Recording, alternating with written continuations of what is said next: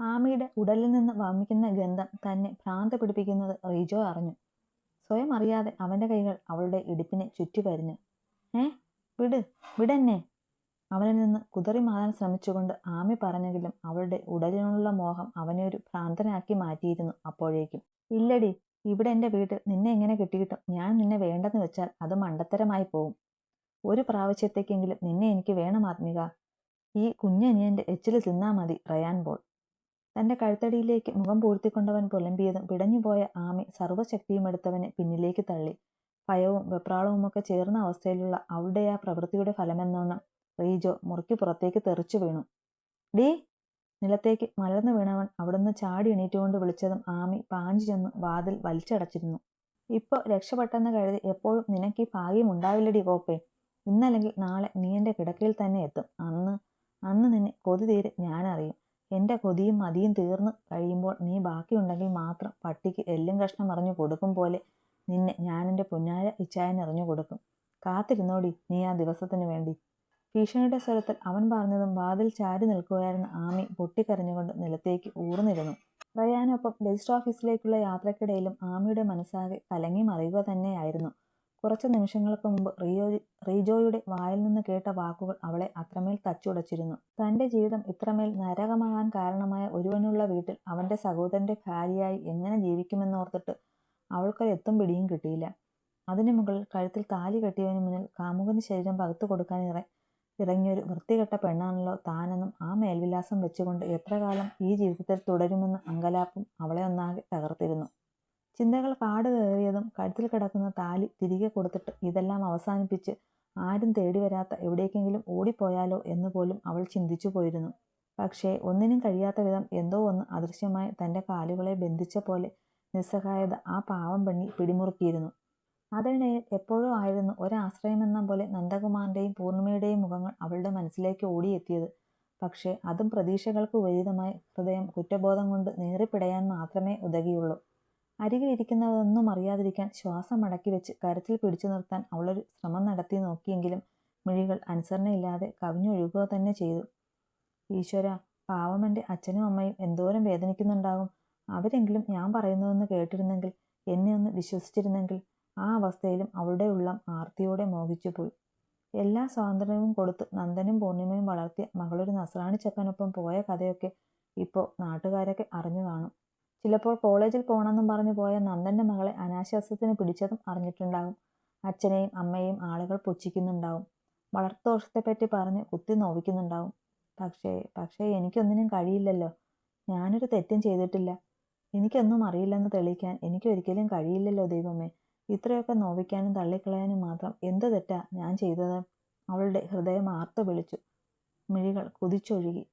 അരികിലിരുന്നവന് കാണാതിരിക്കാൻ അവൾ മുഖം എതിർവശം തിരിച്ചുവെങ്കിലും ഡ്രൈവിങ്ങിനിടയിലും അവളുടെ ഭാവങ്ങൾ ഓരോന്നും റയാൻ ഒപ്പിയെടുക്കുന്നുണ്ടായിരുന്നു. റയാനും ആമിയും പോയ പുറകെ മനസ്സിനൊരു സുഖമില്ലെന്ന് പറഞ്ഞ് റൂബിയെയും കൊണ്ട് പള്ളിയിലേക്ക് വന്നതായിരുന്നു പോൾ. ആഹാ, ഇതാരൊക്കെയാ? ഞാൻ പോളിനെ ഒന്ന് കാണാനിരിക്കുമായിരുന്നു. പള്ളിയിലേക്ക് കയറാൻ തുടങ്ങിയതും പുറത്തേക്ക് വന്ന വികാരിയച്ഛൻ പറഞ്ഞതും പോളും റൂബിയും ഒന്ന് നിന്നു. നീ ചെല്ല്, ഞാൻ അച്ഛനോട് സംസാരിച്ചേച്ച് വരാം. പള്ളിയുടെ നീളൻ വരാന്തയ്ക്ക് ഇറങ്ങിയ അച്ഛനെ കണ്ട് പോൾ റൂബിയോട് പറഞ്ഞു. എടുത്തു ചാടിയൊന്നും പറഞ്ഞേക്കല്ലേ ചായ, തെറ്റ് നമ്മുടെ ഭാഗത്താന്നുള്ള ബോധം വേണം. പോളിൻ്റെ കൈ മുറുകെ പിടിച്ചുകൊണ്ട് റൂബി ദയനീയമായി പറഞ്ഞു. ഇല്ലടി, ഞാനൊന്നും പറയത്തില്ല. നീ ചെല്ല്, ഞാൻ വന്നേക്കാം. അയാൾ പുഞ്ചിരിയോടെ അവരെ പറഞ്ഞ് സമാധാനിപ്പിച്ച് അകത്തേക്ക് വിട്ടു. എന്നതാച്ചോ കാണണമെന്ന് പറഞ്ഞത്? പെരുന്നാളൊന്നും ആയില്ലല്ലോ. പുറത്തെ ഗാർഡനിലേക്ക് നോക്കി നിൽക്കുകയായിരുന്ന അച്ഛൻ്റെ അടുത്തേക്ക് ചെന്നുകൊണ്ട് പോൾ ചോദിച്ചു. പെരുന്നാളൊക്കെ ഇപ്പോൾ കളരിക്കലല്ലയോ പോളെ? എന്നതായി കേൾക്കുന്നതൊക്കെ? നേര് തന്നെയാണോ? ആ, അതിന് അച്ഛൻ എന്നാ കേട്ടതെന്ന് എനിക്കറിയാമോ? അച്ഛൻ വളച്ചു കെട്ടാതെ കാര്യം പറ. നീ എൻ്റെ മുന്നിൽ നിന്ന് അഭ്യാസം ഇറക്കരുത് പോളെ. നിന്റെ ചെറുക്കനേതോ അന്യജാതിക്കാരി പെങ്കൊച്ചിനെ കെട്ടിയെന്ന് ഇടവക മുഴുവൻ പാട്ടായി കഴിഞ്ഞു. അതിൻ്റെ കാര്യം തന്നെയാ ഞാൻ ചോദിച്ചത്. പോളിൻ്റെ മുഖത്തെ ലാഘവഭാവം കണ്ട് തെല്ല് മുഷിപ്പോടെ തന്നെയായിരുന്നു അച്ഛൻ പറഞ്ഞത്. ഓ, അതായിരുന്നോ? അത് നേരാച്ചോ. ചെക്കനാ പെങ്കൊച്ചിനോട് അസ്ഥിക്ക് പിടിച്ച പ്രേമം. കെട്ടുവാണേൽ അതിനെ കെട്ടത്തുള്ളെന്നും പറഞ്ഞ് ഒറ്റക്കാലയിൽ നിന്നാ പിന്നെ ഞാൻ എന്നാ ചെയ്യാനാച്ചോ? അവനല്ലേലും എൻ്റെ അപ്പൻ്റെ സ്വഭാവമാ, പിടിച്ചിടാം ഒടിച്ചുകൊണ്ടേ പോരത്തുള്ളൂ. അത് കൊള്ളാലോടെ പോവേ. നിന്റെ പെങ്ങള് തന്നെയല്ലയോ സിസ്റ്റർ റബേക്ക? അച്ഛന്മാരും കന്യാസ്ത്രീകളും ഒക്കെയുള്ള കളരിക്കൽ കുടുംബത്തിലെ ചെറുക്കന് പ്രേമം തോന്നിയത് അന്യജാതിയിൽപ്പെട്ട ഒരു പെങ്കൊച്ചിനോടാണെന്ന് പറയാൻ നിനക്ക് നാണമില്ലയോ? പുച്ഛത്തോടെ അച്ഛൻ ചോദിച്ചത് കേട്ട് പോൾ വെറുതെ ഒന്ന് ചിരിച്ചു. ഓ, എന്നാത്തിനാ അച്ചോ നാണം? പിന്നെ എന്നതാ ഈ അന്യജാതി? കർത്താവ് തമ്പുരാന്റെ പുസ്തകത്തിൽ 2 ജാതിയേ ഉള്ളച്ചോ, അതാണ് പെണ്ണുമ. എന്റെ ചെക്കൻ കെട്ടിയേക്കുന്നത് ഒരു പെങ്കൊച്ചിനെ തന്നെയാണ്. പിന്നെന്നതാ ഇപ്പൊ കുഴപ്പം? പോളെ, ഇടവകക്കാര് തിരിഞ്ഞാൽ അതിന്റെ ഭവിഷ്യത്ത് ഞാൻ പറഞ്ഞു തരേണ്ടല്ലോ. ഓ വേണ്ടച്ചോ, എന്റെ ചെക്കൻ സഭയ്ക്ക് പുറത്തുനിന്നൊരു പെണ്ണിനെ കഴുത്തിൽ മിന്നി കെട്ടിയെന്നും പറഞ്ഞ് ചിലപ്പോൾ കളരിക്കലുകാരെ പള്ളി വിളക്കുമായിരിക്കാം. അങ്ങനെയാണെ അതങ്ങ് നടക്കട്ടച്ചോ. അതിന്റെ പേരിലിനി എന്റെ മോൻ വാക്ക് കൊടുത്ത പെങ്കൊച്ചിനെ തള്ളിക്കളയാൻ പോളിന് മനസ്സില്ല. അവൾ എന്റെ മോന്റെ പെണ്ണായിട്ട് കളരിക്കല് തന്നെ കാണും. അതിന്റെ പേരിൽ എന്റെ കുടുംബത്തെ ഒരെണ്ണം ചത്താൽ പള്ളി സെമിത്തേരിയിൽ കല്ലറ ഒരുക്കത്തില്ലെങ്കിൽ വേണ്ടച്ചോ.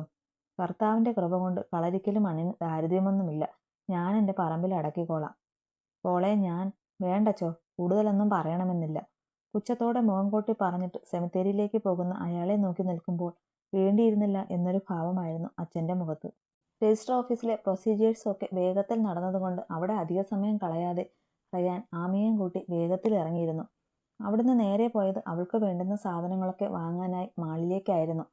അവിടെ എത്തി എന്തൊക്കെയോ വേണ്ടതെന്ന് വെച്ചാൽ വാങ്ങാൻ പറഞ്ഞെങ്കിലും അതിലൊന്നും അവൾ താല്പര്യമില്ലാത്തതുപോലെ വെറുതെ അന്തിച്ചു നിന്നതേയുള്ളൂ ആമി. നീ എന്തുവാ ഇങ്ങനെ കുന്തം പിഴുങ്ങിയതുപോലെ നിൽക്കുന്നത്? പറഞ്ഞത് കേട്ടില്ലയോ? പോയി എന്നതൊക്കെയോ വേണ്ടതെന്ന് വെച്ചാൽ വാങ്ങിക്ക്. ഞാൻ ഇവിടെ എവിടെയെങ്കിലും കാണും. ദാ എന്റെ കാർഡ്. അപ്പോഴും ആമി അവനെ തന്നെ നോക്കി നിന്നതേയുള്ളൂ. ഒരു വേള ഇവൾ നോർമൽ അല്ലെന്ന് പോലും സംശയിച്ചു പോയിരുന്നു റയാൻ. അത്തരത്തിലായിരുന്നു അവളുടെ നോട്ടവും നിൽപ്പുമെല്ലാം. എന്താടി, നിനക്കെന്താ, തലയ്ക്ക് വല്ല കുഴപ്പവുമുണ്ടോ? ഇങ്ങനെ മന്ദബുദ്ധികളെ പോലെ നിൽക്കാതെ പോയി വേണുന്നത് വാങ്ങിച്ചോണ്ട് വാടി. എനിക്കൊന്നും വേണ്ട. ഒറ്റ വാക്കിൽ മറുപടി പറഞ്ഞിട്ട് മുഖം കുനിച്ചു നിൽക്കുന്നവളെ കാണെ റയാന്റെ ക്ഷമ പൂർണ്ണമായും നശിച്ചിരുന്നു. പിന്നെ ആരുടെ കുർബാന കൂടാനാടി നിന്നെ ഇങ്ങോട്ട് കെട്ടിയെടുത്തത്? ഞാനല്ലല്ലോ, ഇച്ചായനല്ലേ? ഛേ, എന്റെ തലവിധി. അവളുടെ പറച്ചിൽ കേട്ട് റയാൻ നിലത്ത് ആഞ്ഞു ചവിട്ടി. ഇങ്ങോട്ട് വാടി കോപ്പെ. വിട്ടുമാറാൻ തുണി പോലുമില്ല. എന്നാലും അവളുടെ കോപ്പിലെ റയാൻ അവളുടെ കയ്യിൽ പിടിച്ചുകൊണ്ട് നേരെ പോയത് ടെക്സ്റ്റൈൽ ഷോപ്പിലേക്കായിരുന്നു. എന്താ സാർ വേണ്ടത്? പെണ്ണുങ്ങൾക്ക് വേണമെന്ന എല്ലാ ഡ്രസ്സും വേണം. ദാ ഇവൾക്കാ. അവളിൽ നിന്ന് പ്രതികരണമൊന്നും ഉണ്ടാവില്ലെന്ന് ഉറപ്പായത് കൊണ്ട് തന്നെ റയാൻ പറഞ്ഞു. വന്നോളൂ മാഡം. പറഞ്ഞിട്ട് മുന്നോട്ട് നടന്ന സെയിൽസ് ഗേളിന് പിന്നാലെ അവളുടെ കയ്യിൽ പിടിച്ചു നടക്കുമ്പോൾ റയാനാകെ ഭ്രാന്ത് പിടിച്ച അവസ്ഥയിലായിരുന്നു. ഇങ്ങനൊരു സ്ഥലത്തല്ലായിരുന്നാൽ പുന്നാലെ മോളെ, നിന്നെ ഞാൻ കാലേ വാരി ഞാൻ നിലത്തടിച്ചേന. അവളുടെ കാതോരം മുഖമടുപ്പിച്ചുകൊണ്ട് അവൻ പിറുപിറുത്തു. പക്ഷേ അപ്പോഴും ആമി മൗനമായി നിന്നതേയുള്ളൂ. ഇതെങ്ങനെയുണ്ട് മാഡം? ആ പെൺകുട്ടി കുറേ ടോപ്പുകൾ വാരിയിട്ട് അതിൽ നിന്നും ഒന്നെടുത്ത് നിവർത്തിയിട്ടുകൊണ്ട് ചോദിച്ചെങ്കിലും ആമിയുടെ മറുപടി അപ്പോഴും മൗനം തന്നെയായിരുന്നു. മാഡം ഇതോ? അവളുടെ നിസ്സഹകരണം അസ്വസ്ഥത ഉണ്ടാക്കുന്നതായിരുന്നെങ്കിലും സെയിൽസ് ഗേൾ പിന്നെയും ചോദിച്ചു. അതുകൂടി കണ്ടപ്പോൾ അവളെ കൊല്ലാനുള്ള ദേഷ്യം തോന്നിയിരുന്നു റയാന്. അതെ, അവളോടൊന്നും ചോദിക്കണ്ട. അവൾക്ക് കേൾക്കാനും മിണ്ടാനുമുള്ള കഴിവില്ല. നിങ്ങൾ അളവ് നോക്കിയേച്ചാൽ മതി. റയാൻ പറഞ്ഞത് കേട്ടെങ്കിലും ആമിയുടെ മുഖത്തപ്പോഴും ഒരു ഭാവവ്യത്യാസം ഉണ്ടായിരുന്നില്ല. പക്ഷേ അതുവരെ അസ്വസ്ഥതയോടെ നിന്നിരുന്ന സെയിൽസ് ഗേളിന്റെ മുഖത്ത് അവളോട് വല്ലാത്ത അലിവ് നിറഞ്ഞു പോയിരുന്നു. അങ്ങനെ റയാന്റെ ഇഷ്ടത്തിനനുസരിച്ച് അവൾക്ക് വീട്ടിലിടാനുള്ള ഡ്രസ്സുകളും പിന്നെ പുറത്തു പോകാൻ സാരിയും ചുരിദാറും കുറച്ച് മോഡേൺ ഡ്രസ്സുമൊക്കെ വാങ്ങിയെങ്കിലും എല്ലാം കണ്ട് ഒരു പാവ കണക്കെ നിന്നതേയുള്ളൂ ആമി. അവിടുന്ന് ഇറങ്ങി മറ്റ് അത്യാവശ്യ സാധനങ്ങൾ വാങ്ങാൻ കയറിയ കടകളിലും ആമിയുടെ നിലപാട് ടെക്സ്റ്റൈൽസിലേതുപോലെ തന്നെയായിരുന്നു.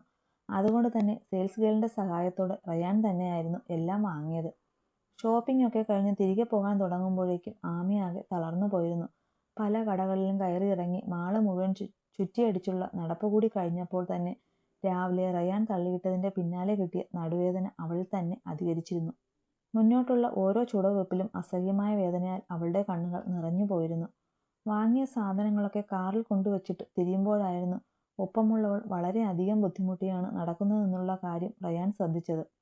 കാറിനരികിൽ അവളെ തന്നെ ശ്രദ്ധിച്ചുകൊണ്ട് നിൽക്കുമ്പോൾ അവൾ ഇടയ്ക്കിടയ്ക്ക് നടുവിൽ താങ്ങി പിടിക്കുകയും പതിയെ ഉഴിഞ്ഞു കൊടുക്കുകയും ചെയ്യുന്നത് കാണെ റയാനൊരു വല്ലായ്മ തോന്നി.